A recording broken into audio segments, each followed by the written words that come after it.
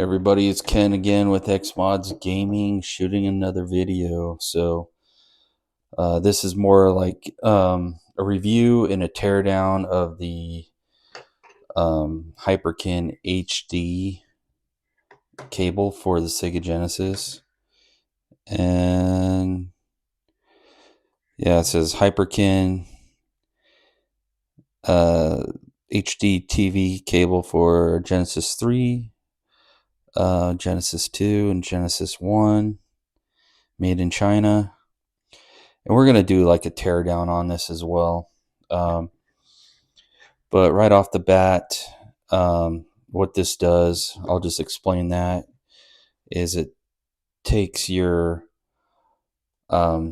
resolution, which is like, I believe it's 240p, and upscales it to 720p. And it actually uses the RGB connection on the back of your Sega Genesis. So it takes your red, green, and blue signals, which is like the highest quality analog signal you can get, and puts that through into this box and then outputs it to HDMI. And it does a pretty good job. The only caveat is like the saturation of the colors is pretty low, so you have to turn up the brightness on your TV. But as far as the lag and everything's concerned, it has some lag, but I would say like might add a couple milliseconds, maybe like a millisecond. From what I can tell, I don't have any scientific equipment to prove that otherwise or disprove it. And then right here you have an adapter for the Genesis Model 1. And this is like the same connector as a Sega Master System. So I don't have a Sega Master System, but people have proven this will work for the Sega Master System. I wish I had the box though. I got this 6 months ago from a retro game store, and it was only, I think I spent $35, but I bought another one because I liked it so much for my other Genesis Model 2 with the Sega CD that you guys probably seen on the channel. And yeah, that was like $29.99. So depends where you buy it, but pretty good deal for what you get. And a lot of people like to crap on it and saying it's not a high quality box that you can get. This is like amateur grade or whatever. But you got to keep in mind, if you want to take RGB from your Model 2 or Model 1 Sega Genesis and output it to HDTV, you're going to have to buy a converter, which is also known as SCART. So it's European connections. So you'd have to order this internationally or domestically at a higher price, and you're going to probably spend what the upscaler in to get a box that understands SCART. You're looking at two separate converter boxes. You're probably going to be like $200 to $400. $400 on the high end if you want like less lag and everything else. On the low end, $200 if you just want to get basic, no lag, but decent quality. But if you want high quality, the best picture, everything, you're looking up to the $400 range. So for $29.99, and it supports RGB, it's not a bad deal. Now, with that said, I'm also going to show kind of footage at the end of the video. So if you just hang tight. But with my channel, just to make my review different, because I had this for a while, I figure why not give it a teardown.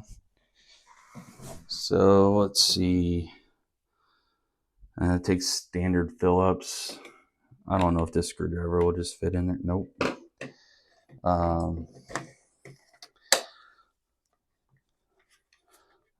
Let's see.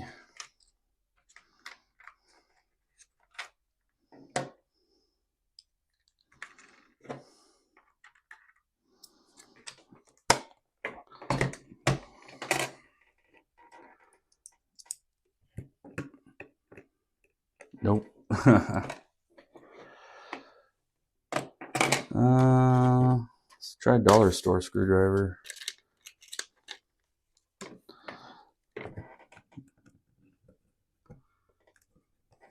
Yeah. I know, I've never seen anyone tear down this little box. Oh, another thing to mention, it does require USB, and this is like, I don't know how long it is. Let me measure, kind of roughly measure it. And I'm a short guy, I'm 5'9", so yeah, I would say this cable is about 6 foot for the USB cable it comes with it. And I don't think it came with a power brick, but you can hook it up to the back of your TV. So it does require power for this box. That's kind of the downside of it.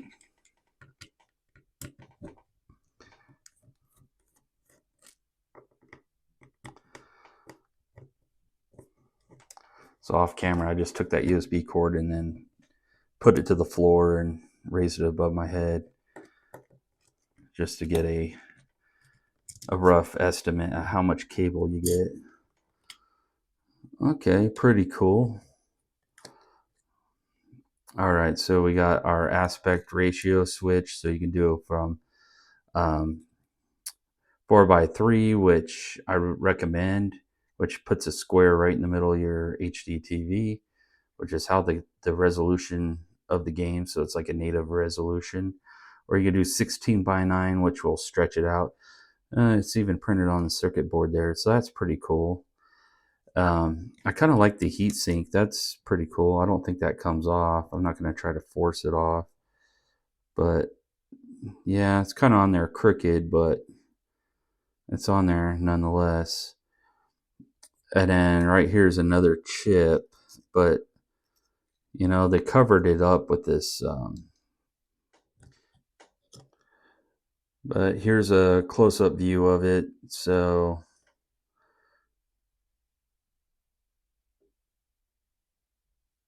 right there is your USB mini connection, or mini USB. And kind of a downside too, because right here's the HDMI, and then here's the other end. So too bad they just didn't have a HDMI port right here, because you could just take this and then convert it and put it inside of a console is what I'm trying to get at. So that would be kind of cool for, like, you know, the modding scene. So yeah, not to get my hand in the way. But yeah, I guess we'll do some gameplay footage and kind of let you guys know what everything looks like. All right, here we are in my bedroom, hooked up to the Model 2 Sega Genesis with the Sega CD with the 32X. So it's actually connected to the 32X right now. One thing I forgot to mention is the Retron HD cable that is currently hooked up. If you have a Model 1 Sega Genesis, you're only going to get mono audio with that adapter, because the port on the back of the Model 1 Sega Genesis is only mono audio out. So there is no, like, um, aux cable or anything that you can hook up to the side to get it to give you the full stereo to hook up to the front of the Model 1 Sega Genesis. So I really recommend these HD cables, as far as the Retron HD cable, to people that have a Model 3 or a Model 2 Sega Genesis, or even a 32X. But if you don't mind having mono audio to your HDTV, then you can just kind of deal with it, I guess. So what the Model 2 Sega Genesis, this works fine as far as stereo audio out. So right now I'm just playing Sonic 2. So I'm just gonna give you guys a little rundown of what it looks like. I just finished Act 1, and you can probably hear the audio coming through. It doesn't sound bad at all. And what I'll do here... Oh, whoops, I got the boots. So there's no motion blur. Yeah, you get a little bit transparencies there. So I think it might have a smoothing filter. And as you can tell, the waterfall doesn't have really transparency. So that's what you'll get with like a low resolution cable. This is kind of meant for like CRTs. So with the waterfall, it'll kind of blend in with the CRT technology, but on HDTV, it's going to look more blocky, but it still looks a little transparent.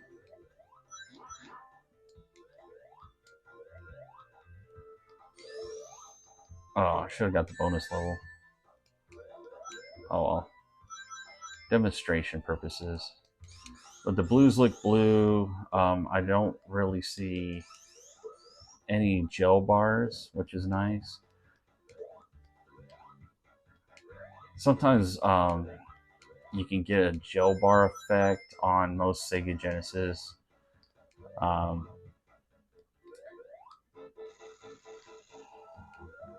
Yeah, well, I'm not going to play the whole game, but let's go ahead and reset it. Oh, it's just going to restart the game. All right. I'm going to pick a different game. So you can kind of see gel bars on this screen. And this is on a, then again, 32X add-on for the Sega Genesis. And it has the Kevtris mod done to it where the capacitors are all replaced and everything. So yeah, I don't think it's the Retron HD cable at all. Now, something to mention too, if you have a Super Nintendo, I heard to avoid the Retron HD cable for the Super Nintendo because it uses the S-video signal. When the Sega Genesis Model 2 came out, and the Model 1, that they didn't put in S-video, so they're actually using RGB, which is the highest quality analog video, like I said, to get this picture. Anyways, this music's kind of annoying, if you can hear it, but I'm gonna pick a different game here.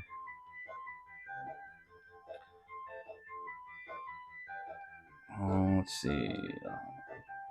How about Thunder Force 4? I think that will showcase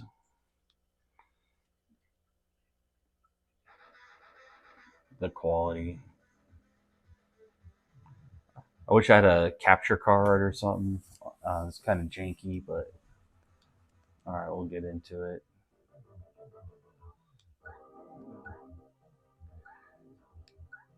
What would show up better? I don't know. Oh, you have to select your levels.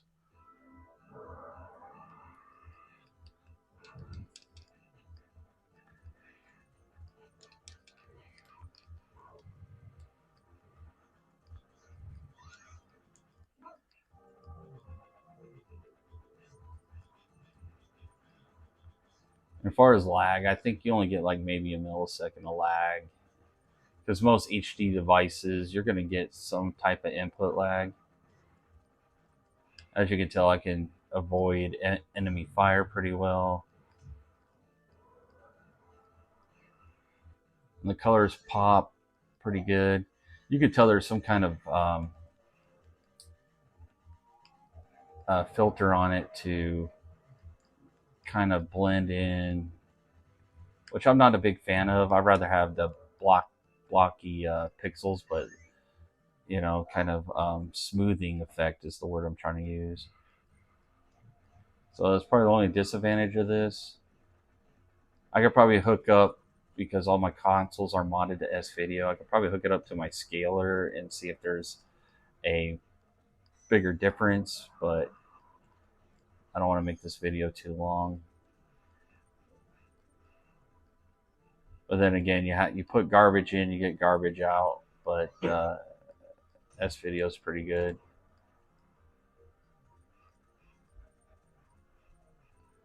All right, so game over.